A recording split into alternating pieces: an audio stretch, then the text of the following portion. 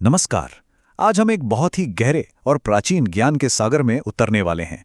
हम बात करेंगे वरुण सूक्त की, जो ऋग्वेद के सबसे शक्तिशाली सूक्तों में से एक है। ये एक ऐसी यात्रा होगी जो हमें ब्रह्मांड, हमारे कर्म और क्षमा की वैदिक समझ के बिल्कुल करीब ले जाएगी। जरा एक पल के लिए सोचिए, एक ऐसी शक्ति जो न सिर्फ ये देख रही है कि हम क्या कर रहे हैं, बल्कि ये भी जानती है कि हमारे मन के अंदर क्या चल रहा है। ये वो सवाल है जिसने हजारों सालों से बड़े बड़े ज्ञानियों, संतों और हम जैसे आम इंसानों को भी सोचने पर मजबूर किया है। और जानते हैं, इसी गहरे सवाल का जवाब हमें मिलता है वरुण सूक्त में। यह सूक्त हमें उस दिव्य दृष्टि और इंसान होने के नाते हमारी स्थिति की एक अनोखी झलक देता है। तो ठीक है, चलिए देखते हैं कि आज हम क्या क्या समझने वाले हैं। सबसे पहले वरुण सूक्त का एक परिचय लेंगे, फिर जानेंगे देव वरुण के बारे में जो ब्रह्मांड के शासक हैं। इसके बाद हम मानवीय भूल और क्षमा की प्रार्थना को समझेंगे, फिर वरुण की सर्वज्ञ दृष्टि पर बात करेंगे और अंत में जानेंगे कि बंधनों से मुक्ति का मार्ग क्या है।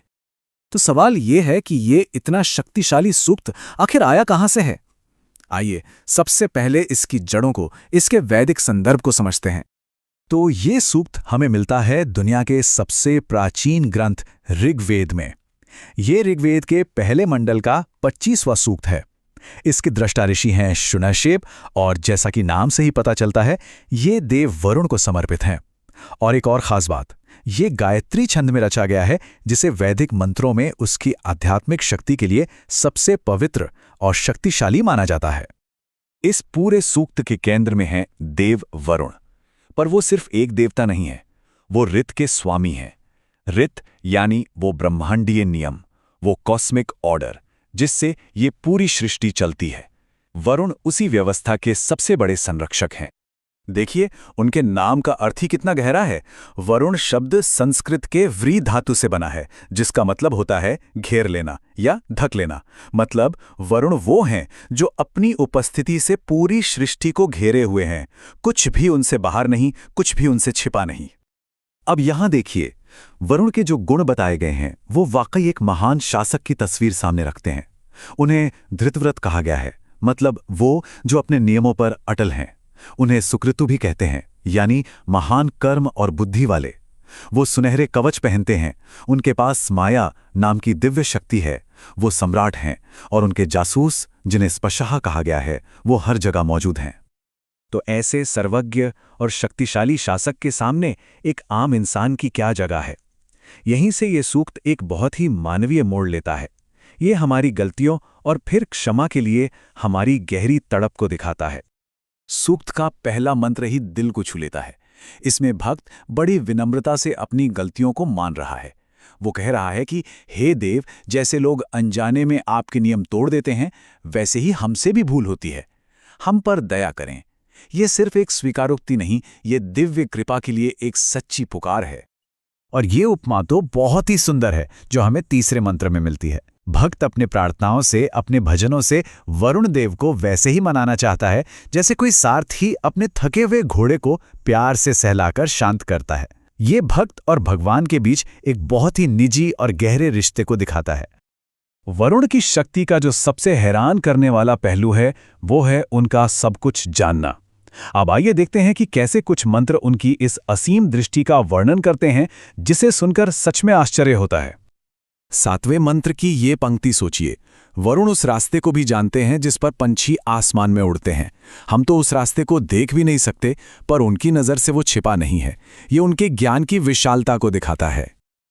और सिर्फ आसमान ही नहीं, 7वां मंत्र आगे कहता है कि वो समुद्र में तैरने वाले जहाज़ों का मार्ग भी जानते हैं। अथाह सागर की गहराइयों में भी उनकी दृष्टि पहुंच जाती है। मतलब कोई भी जगह उनकी निगरानी से बाहर नहीं है। और हद तो तब हो जाती है जब 8वां मंत्र कहता है कि वो समय को भी जानते हैं।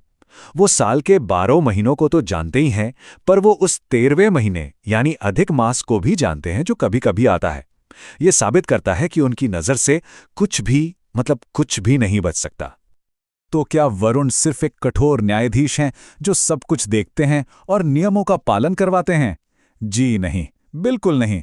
अब हम सूक्त के उस हिस्से को देखेंगे जहां वो एक दयालु रक्षक के रूप में सामने आते हैं, जो हमें उम्मीद और मुक्ति का रास्ता दिखाते हैं। अपनी अपार शक्ति दिखाने के बाद सूक्त वरुण का दयालु चेहरा दिखाता है। जैसा कि 12वें मंत्र में जिक्र है, वो सिर्फ सजा नहीं देते, बल्कि वो हमें सुपथा यानी अच्छा और सही रास्ता भी दिखाते हैं।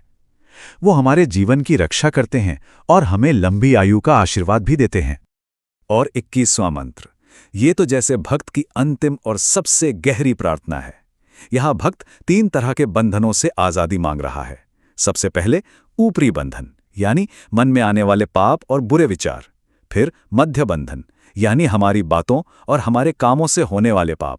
और आखिर में निचले बंधन, जो शायद हमारे पूर्वजों से मिले या पीढ़ी दर पीढ़ी चले आ रहे पाप हैं। भक्त इन सबसे पूरी तरह मुक्त होकर एक पवित्र जीवन जीना चाहता है। तो ये 3000 साल पुराना सूक्त आज भी कितना प्रासंगिक है ना? यह हमें सोचने पर मजबूर करता है कि एक ही शक्ति का न्यायप्रिय और दयालु दोनों होना कितना जरूरी है। और शायद यही अनुशासन और करुणा का संतुलन है जिसे हमें अपने जीवन में भी खोजने की जरूरत है।